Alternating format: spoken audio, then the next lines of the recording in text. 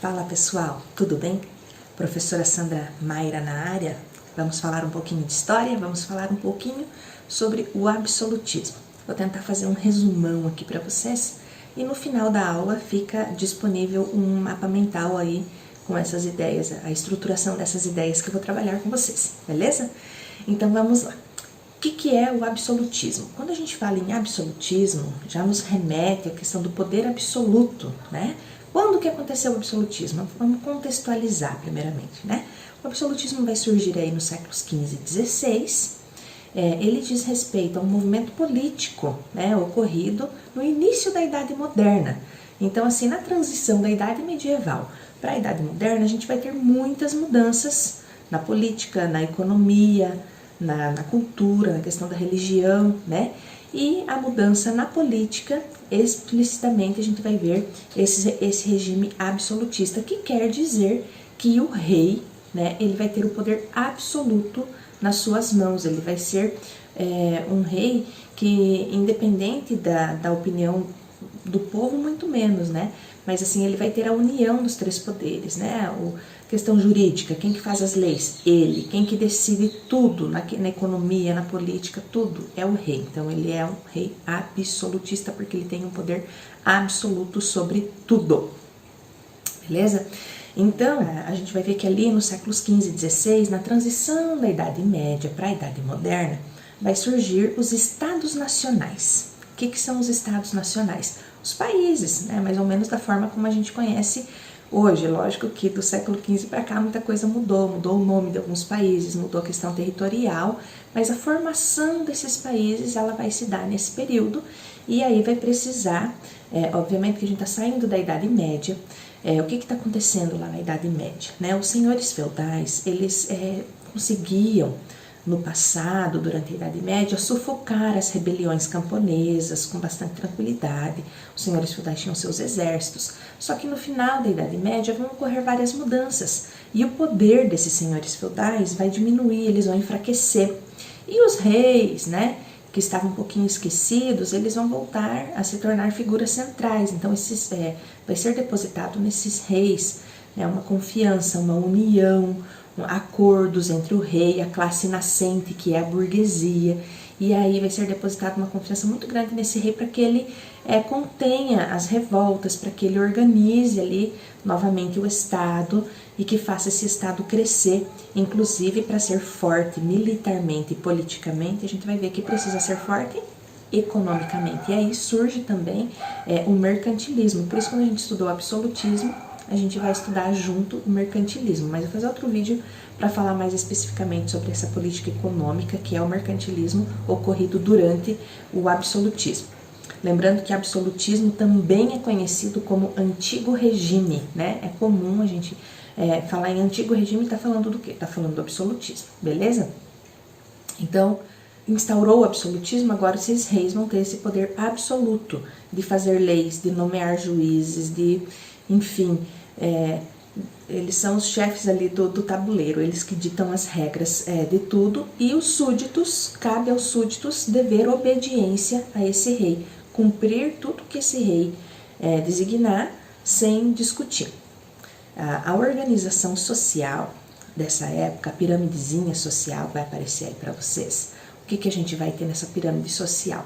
Lá no topo a gente vai ter o rei, né? O topo dessa pirâmide social a gente tem o rei.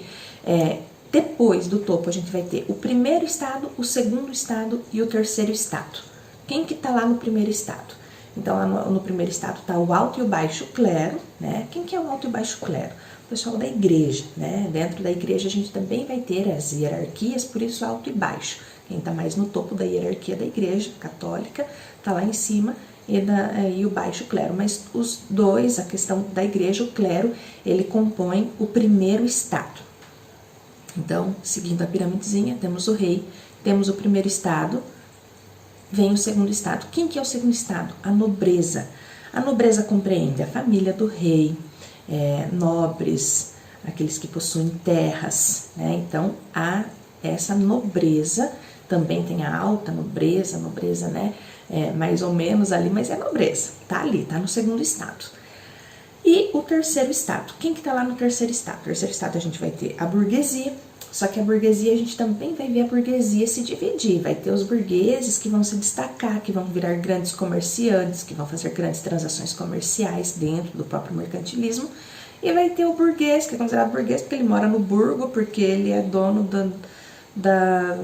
da oficina que arruma sapato e ele é burguês, tá? Então, assim, temos o pequeno burguês e o grande burguês também, que o grande burguês vai cada vez mais se destacar aí perante o mercantilismo.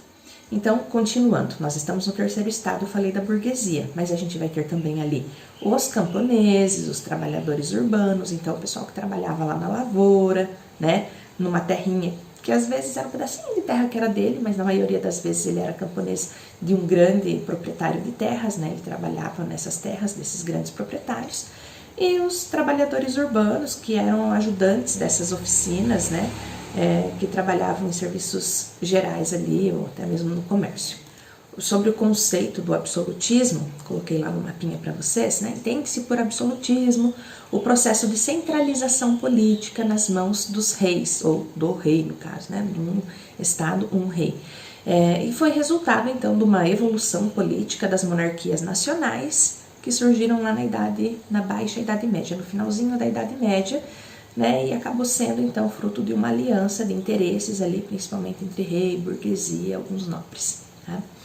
Nós vamos ter durante o absolutismo vários filósofos que vão sedimentar essa teoria. Né? Por exemplo, nós vamos ter lá o Thomas Hobbes, né, ele também, todos esses filósofos que eu vou citar aqui, eles vão fazer uma defesa ao absolutismo, né? O Thomas Hobbes, que é autor da obra Leviatã, né? Ele vai dizer assim, que o rei ele deve garantir a ordem social, né? Segundo fontes, aí, o Thomas Hobbes ele não foi o autor dessa frase, mas acabou essa frase ficando muito famosa porque ele repetiu e acabou sendo atribuída a ele, né? Que ele disse, o homem é o lobo do próprio homem. Então, para o Thomas Hobbes, como que ele vai justificar o absolutismo? Ele vai dizer assim, não, o homem, naturalmente o homem é selvagem, naturalmente o homem briga, o homem desorganiza, ele faz coisas ruins, ele é um selvagem. Quem que organiza o homem, quem que dita ao homem como que ele vai fazer as coisas corretas e vai pôr ordem em tudo, para que não vire uma bagunça, para que não vire uma selvageria, a gente precisa de um líder forte, centrado. Quem que é esse líder? O rei absolutista. Então, Thomas Hobbes ele justifica assim, que se você deixar o homem sem um líder forte, vira selvageria e vai virar uma bagunça a sociedade. Então, como vira uma bagunça? Porque o homem é incapaz de se organizar, precisa desse líder forte. Outro filósofo importante nesse contexto é o Nicolau Maquiavel. A principal obra do Nicolau Maquiavel é O Príncipe. Né? As frases atribuídas a Nicolau Maquiavel que o tornaram famosos e que resumem um pouco dessa defesa que ele faz ao absolutismo. A gente vai ver, o soberano deve ser amado e temido. Olha só, os súditos, as pessoas comuns, elas devem amar o soberano, obedecer o soberano, não ficar discutindo com o soberano as suas decisões, né? E ele vai dizer mais, ele vai dizer, os fins justificam os meios, ou seja, não importa, às vezes você vai olhar para o rei e vai ficar com raiva dele porque ele tomou essa decisão e você acha que ela te prejudicou.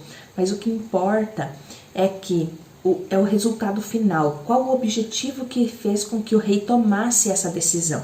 Então, por isso, os fins justificam os meios, não importa que caminho que o rei tenha que seguir, muitas vezes ele não vai agradar as pessoas tomando essas decisões. O que importa é que o resultado final seja para o bem da nação. Outro filósofo que a gente vai ver agora, que era um bispo, inclusive, é o Jacques Bossuet. O Jacques Bossuet, a principal obra dele, olha, ele era bispo. O que é a principal obra dele? A Política Tirada das Sagradas Escrituras. Ora, ele vai pegar a Bíblia e ele vai fundamentar, através da Bíblia, através dos escritos bíblicos, ele vai dizer que Deus quer que exista o rei absolutista, que ele governe, que ele haja dessa forma. Então, através do livro sagrado, que é a Bíblia, ele vai escrever outro livro, que é a Política Tirada das Sagradas Escrituras, aonde ele busca uma leitura da Bíblia voltada para argumentar esse poder do rei, a existência dele. Então, assim, ele defende o direito divino dos reis, né, que é uma questão muito forte, uma ligação com Deus, né, e uma frase também que compete ao Jacques Bossuet é um rei, uma fé e uma lei, né? Então, essa frase resume tudo, né? Um rei, que é o rei absolutista, uma fé, que é a fé cristã, e uma lei, que é a forma que eles organizam todo esse Estado, essa lei que é do absolutismo ali, esse código de leis que vai reger esse Estado, que vai tornar esse Estado forte. Beleza. Agora, vamos falar um pouquinho sobre as experiências de absolutismo que nós tivemos no mundo. Então, assim, os primeiros exemplos de absolutismo. A gente pode citar o absolutismo ibérico, né? E aí, para falar do absolutismo ibérico, a gente vai ter que dar uma separadinha, né, em Espanha e Portugal, né? Porque Espanha e Portugal, eles tiveram durante a Idade Média, houve muita invasão do território da Espanha. Então, vou colocar aí no vídeo para vocês um mapinha para vocês entenderem o território da Península Ibérica. Durante a Idade Média houve a invasão dos mouros. Quem que são os mouros, né? Os mouros são os árabes que viviam principalmente ali no norte da África. Eles vão começar a invadir a Europa pela Península Ibérica e vão tomar boa parte desse território. Isso vai fazer com que os ibéricos eles vão subindo e se colocando lá no norte da península, né? Esmagadinhos aí pelo domínio dos mouros. E aí, no contexto da Idade Média, mais pro final da Idade Média, os ibéricos vão empenhar uma guerra contra os mouros, para expulsar os mouros do seu território. Conforme eles vão expulsando os mouros do seu território, eles vão se sedimentando como uma nação, né, uma monarquia nacional, com um rei absolutista muito forte.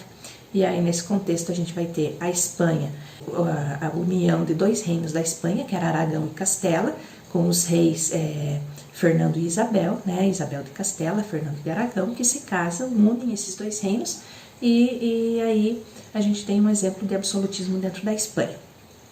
Já em Portugal, a gente vai ter a formação do primeiro Estado absolutista, né? Um rei que vai se destacar é o rei Dom João I, tá bom?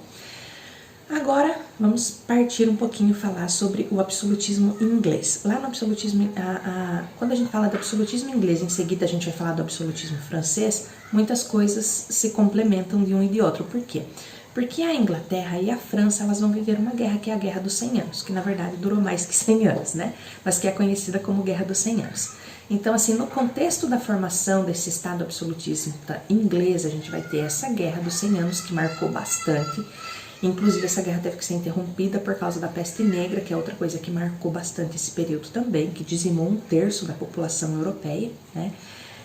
Além de se envolver nessa Guerra dos 100 Anos contra a França, e que a Inglaterra acabou perdendo, a Inglaterra também vai viver uma guerra interna de disputa de poder entre duas famílias muito poderosas, que é conhecida como a Guerra das Duas Rosas, né?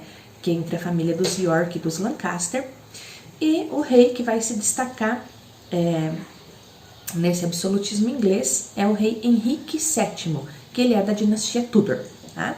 Agora, falando do absolutismo francês, a gente vai ter a França vencendo, então, a Guerra dos 100 Anos, que eu já comentei. Nesse contexto teve a peste negra. A gente vai ter na França uma personagem muito importante, que é Joana d'Arc, né, que vai lutar na Guerra dos 100 Anos, que é uma idealista muito forte a favor da França, e que depois, mesmo ela ajudando a vencer várias batalhas, ajudando aí nessa Guerra dos 100 Anos contra a Inglaterra, ela acaba sendo morta depois, né? E considerada uma bruxa, queimadinha na fogueira, coitada da Joana d'Arc, né? Mas enfim, dentro desse contexto a gente vai ter a recuperação de territórios pela França, porque a Inglaterra tinha tomado vários territórios da França, como o território de Flandres, que atualmente hoje é Holanda e Bélgica. A gente vai ver qual que é o rei que vai se destacar no absolutismo francês. Ele não só é o rei que vai se destacar no absolutismo francês, como é o rei que vai se destacar no absolutismo da Europa inteira. Quando a gente fala em absolutismo hoje, qual é o rei que mais marcou? Esse dito cujo aqui da França, que nada mais é que quem? O Luís XIV, o Rei Sol. O Luís XIV, ele vai ficar conhecido pela frase, o Estado sou eu, né? Ele vai dizer, o Estado sou eu. Olha o grau do absolutismo ali vivido na França. Então, assim, por que Rei Sol, né? Porque ele é o que tem a coroa, que é o iluminado, que é o enviado de Deus para governar, né? E esse absolutismo, então, assim, dentro do contexto do absolutismo, a figura mais marcada, o rei que mais se destacou foi justamente o Luís XIV, que é considerado o Rei Sol, que disse essa frase. e que é um maior exemplo de rei absolutista que a gente possa ter, tá bom? Galera, espero que vocês tenham aprendido alguma coisinha aí.